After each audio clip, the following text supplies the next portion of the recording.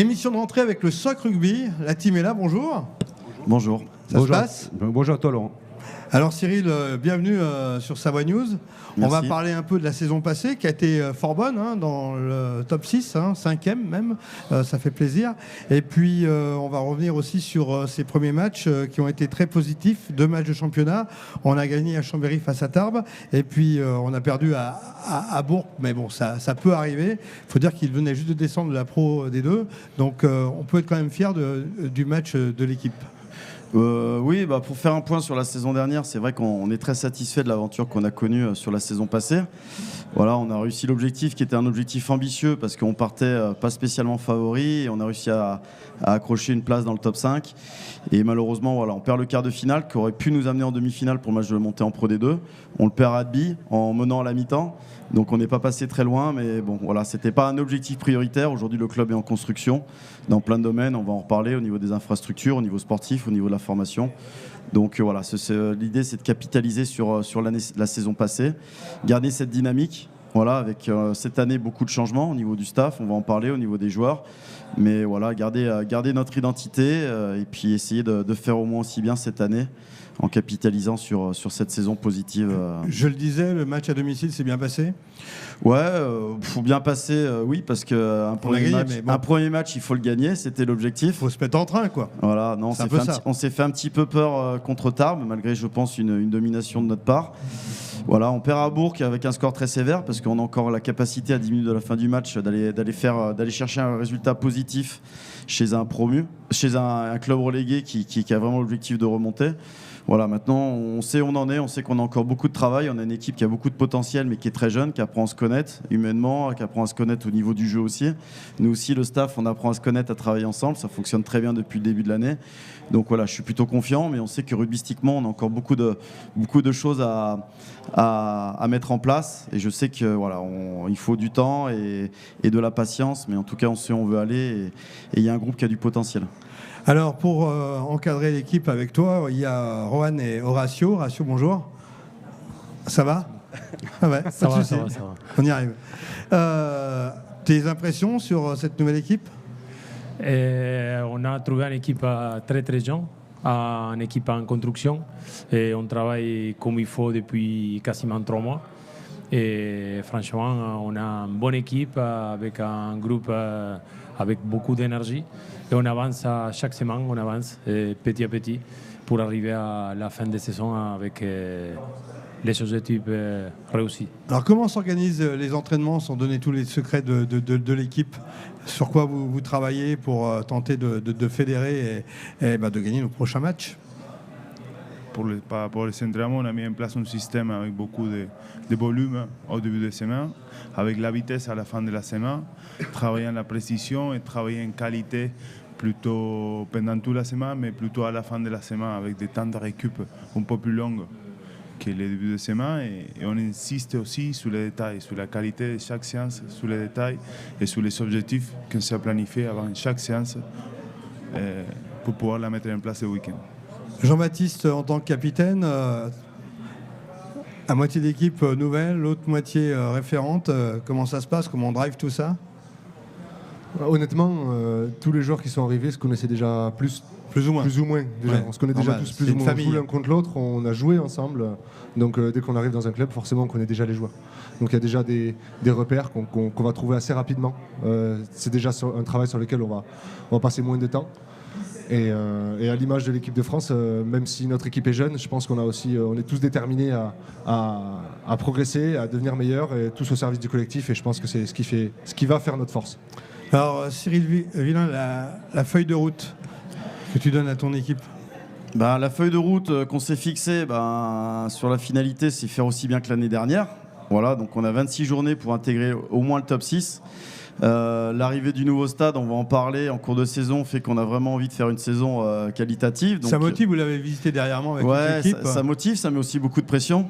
C'est vrai ? Bah ouais, parce qu'on a envie de bien figurer, donc voilà, on a envie de bien faire. C'est une chance quand même. C'est une chance. Non, mais c'est une chance pour l'avenir du club. Bien sûr. C'est parce que ça fait des années qu'on attend ça. Moi, j'ai connu l'ancien stade qui avait une âme, mais qui était très très limitant sur le développement du club, l'accueil des spectateurs, des partenaires. Donc voilà, on a envie de bien figurer Et forcément, c'est une pression aussi supplémentaire qu'on a sur les épaules, mais c'est comme ça, il faut l'assumer.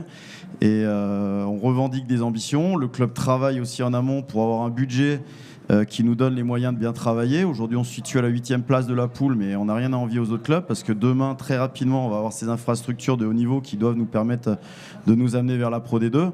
Donc voilà, on a envie de bien figurer et puis surtout de construire le club parce qu'il y a plein de choses à mettre en place et que c'est bien de vouloir dire on veut aller en Pro D2, mais il faut avoir des bases solides.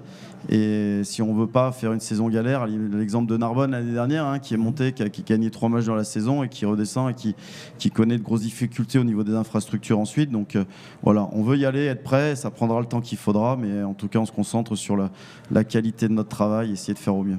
Alors au niveau du staff, Frédéric Girard s'occupe des partenaires depuis toujours. C'est vrai, hein, Frédéric. Ouais. Tu as mis beaucoup de sueur. C'est pas seulement la sueur, ça les fait transpirer d'ailleurs chaque année. Mais c'est plutôt satisfaisant. Avec Arnaud, il y a vraiment un engouement pour le soccer rugby depuis quelques années, depuis qu'on sait que ce stade construit, puis les résultats aussi de l'équipe.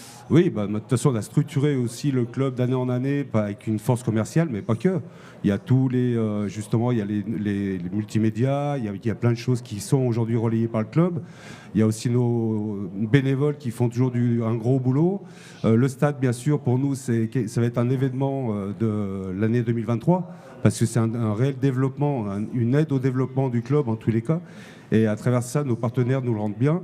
Tout d'abord, je voulais aussi remercier les collectivités locales qui nous mettent cet outil en place pour, on l'espère, le mois d'avril où on pourrait peut-être faire un match. On pourrait peut-être faire le dernier match de la saison. Donc là, ça serait aussi une belle fête pour nous, pour clore les matchs de poule, en espérant bien sûr, c'est le but de cette année, c'est qu'on soit qualifié pour les phases finales. Donc voilà, on a vraiment beaucoup travaillé sur les partenaires en intersaison. C'est là aussi on voit que le rugby à Chambéry commence à prendre son envol. En intersaison, on est quand même sur plus de 40 partenaires de plus par rapport à l'année passée. Donc on est déjà passé de 230 à 270 partenaires dans les 2 mois d'intersaison, 2-3 mois d'intersaison. Et puis, il ne faut pas oublier non plus la formation qui est aussi à ce niveau-là aujourd'hui, qui a bien progressé sous l'égide de nos gars et de nos entraîneurs, parce que c'est la première fois que nos jeunes sont à aussi haut niveau. Donc les moins de 18 sont en Crabos national et les moins de 16 donc en Alamercerie. Donc qui est le plus haut niveau national chez les jeunes. Donc félicitations à nos formateurs, félicitations à nos éducateurs. Je voulais aussi remercier le comité de Savoie qui a fait un très bel outil là sur la foire et donc par rapport à ça qui fait découvrir aux gamins ce qu'est notre sport, plus avec des outils là qui sont vraiment très sympas, une belle expo photo. Donc il faut venir la découvrir, il faut venir voir, il faut venir s'essayer. Parce que tous les jours, il y a des joueurs d'équipes premières de différents clubs, parce que tous les clubs de Savoie vont être relayés pendant tous les jours de la foire. Avec des témoignages d'anciens joueurs qui sont devenus nationaux, internationaux. Il y a une belle expo photo, il y a un jeu vidéo là, pour tenter des pénalités, il y a des jeux de passe. C'est vraiment ludique. Voilà. L'objectif, c'est d'agrandir la famille finalement pour tous les clubs de Savoie. C'est la découverte sur une année pré-Coupe du Monde qui est importante, parce que dans les 12 mois à venir, on va beaucoup parler de rugby, on a de fortes espérances pour notre équipe de France, et la Savoie est représentée par rapport à ça aujourd'hui sur la foire, et je trouve ça merveilleux qu'ils aient pu faire ça. On parlait du changement de membres dans l'équipe, etc. Mais en fait, cette année, c'est difficile de faire des pronostics sur la poule parce qu'il y a eu beaucoup de changements dans tous les clubs. Ouais, il y a beaucoup de changements. On voit que les clubs se renforcent aussi, ça se professionnalise, les budgets augmentent d'année en année. Beaucoup de joueurs pros qui viennent de top 14, Pro D2 rejoignent aussi le championnat aujourd'hui qui est très compétitif, et également beaucoup de jeunes joueurs qui sortent des centres de formation des clubs professionnels. Donc voilà, chaque année ce championnat qui a maintenant 3 années d'existence progresse, et on a envie d'exister. Maintenant, on est ambitieux, mais on sait aussi que ça sera pas simple, et on travaille avec humilité et essayer de chaque jour, comme l'ont dit les coachs, de donner le meilleur de nous. On est encore insatisfait sur nos productions le week-end, mais avec persévérance, avec le travail effectué, ça va finir par payer, et j'espère le plus vite possible. Bon, on prend plein régime, prochaine date le 17, déplacement à Dax, c'est bien ça ? Une bonne équipe, Dax. Calendrier. Oui, c'est ça. Et on se déplace à Dax et après on reçoit Cognac ici pour finir le bloc de 4 matchs. Donc ça, c'est le 25, il faut venir. Le dimanche 25. Dimanche 25, voilà. Ce sera peut-être un peu plus simple avec Cognac, non ? Pas forcément ? Rien n'est gagné ? Après, on joue à domicile, on est obligé à gagner. Cognac, ils ont fait 2 défaites. Ils sont dans une spirale plutôt négative, mais avec des équipes comme ça, on ne sait jamais. Donc, mais nous, on vise la victoire.